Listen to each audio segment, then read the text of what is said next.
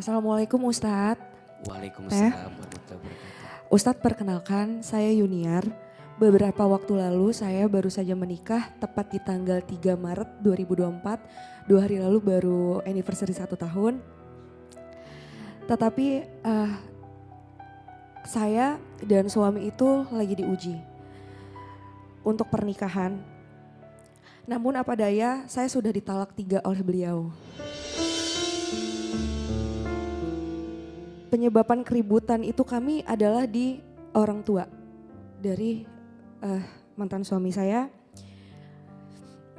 Seringkali saya membaca percakapan dia dan mamahnya seperti kayak menjelek-jelekan saya atau kayak ada salah satu yang terakhir saya baca itu mereka bersengkokol untuk menceraikan saya.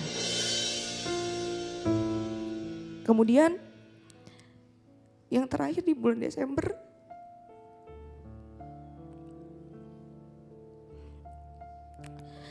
mamanya bilang kalau lebih baik anak saya tidur sama perempuan yang tidak baik-baik daripada sama saya.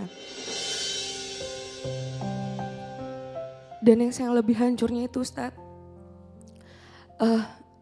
saya itu selalu mendapatkan kekerasan verbal dan non-verbal. Setiap ribut itu ada beberapa juga saya di KDRT. Yang saya sedih lagi, sampai detik ini suami saya itu tidak pernah memulangkan saya secara baik-baik kepada orang tua saya. Sekarang saya lagi menjalani proses perceraian. Saya ada pertanyaan ke Ustadz, untuk rumah tangga kan harusnya yang menjadi nahkoda itu suami. Tapi bagaimana hukumnya jika mertua masih mencampuri urusan rumah tangga anaknya, bukan menasehati malah memanasi pertengkaran bahkan menyuruh anaknya untuk bercerai.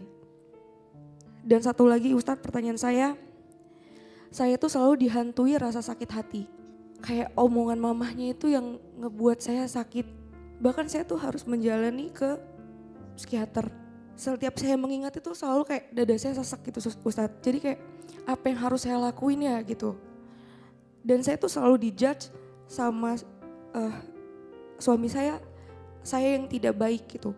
Padahal sebisa saya selalu introspeksi diri. Saya juga banyak kurang Ustadz. Tapi maksud saya apakah semua salah di saya, itu yang saya pikirin sih Ustadz. Dan bagaimana saya cara menanggapinya sih. Sekian, terima kasih Ustadz. Baik. Assalamualaikum. Baik, sebelum AA jawab, tadi AA mendengar ada ucapan talak, bahkan talak 3. Itu langsung terucap talak 3 atau talak 1, 2, 3 atau seperti apa? Setiap saya ribut Ustadz, saya sudah sekitar ada 4 atau 5 kali ribut dalam berumah tangga setelah menikah itu. Yang besar itu setiap ribut pertama talak pertama, kemudian ribut lagi kedua, talak kedua, yang ketiga talak 3. Dia bilang, lo gue talak, lo udah bukan istri gue lagi. Kalau AA menyimak apa yang tadi Mbak Yuniar kisahkan, ini ada campur tangan orang tua yang terlalu dominan di rumah tangga anaknya.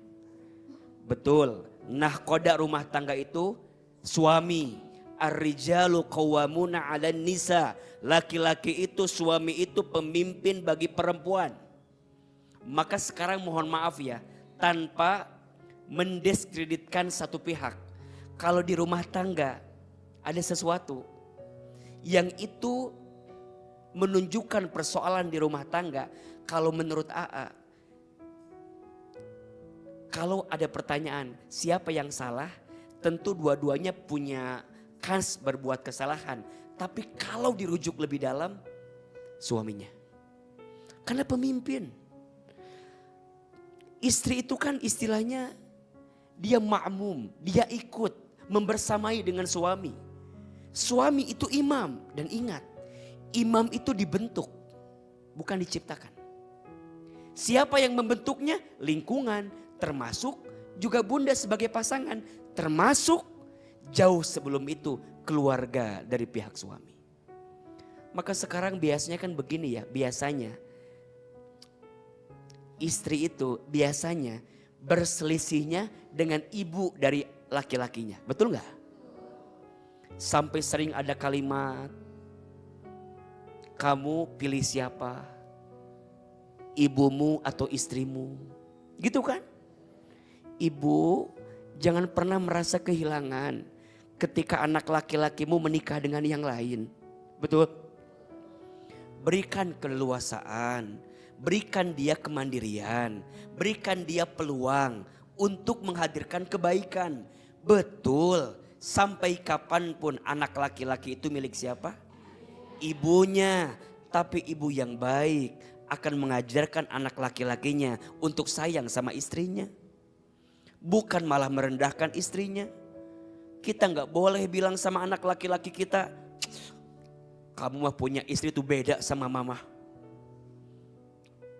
Kamu mah punya istri tuh begini-begini. Shh, bunda ayo belajar. Coba tempatkan hati bunda di hati menantu bunda.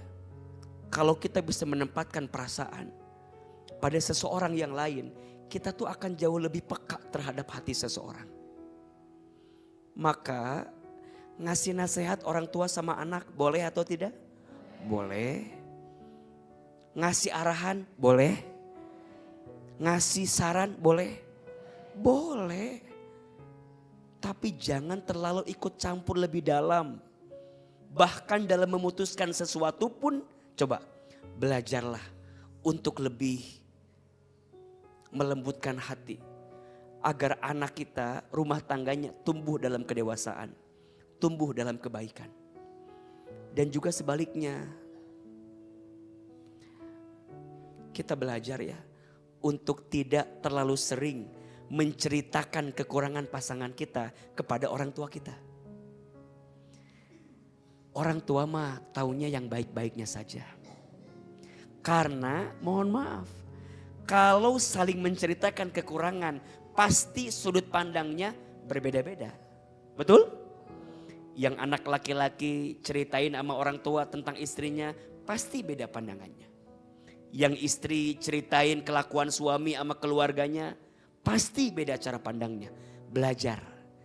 Tidak harus semua diceritakan kepada orang tua kita. Termasuk kekurangan pasangan kita.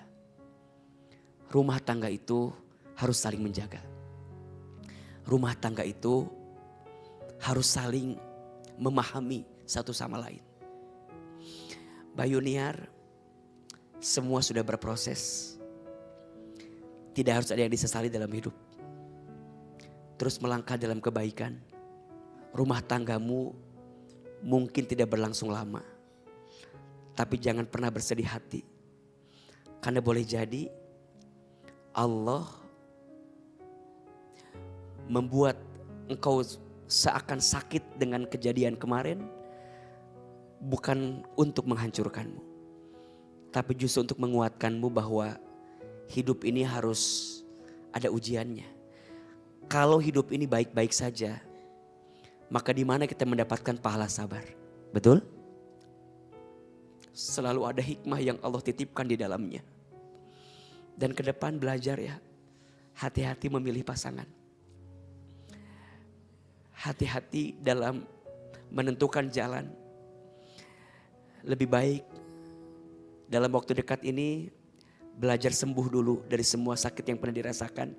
Pasti gak mudah, traumanya akan terus terbayang.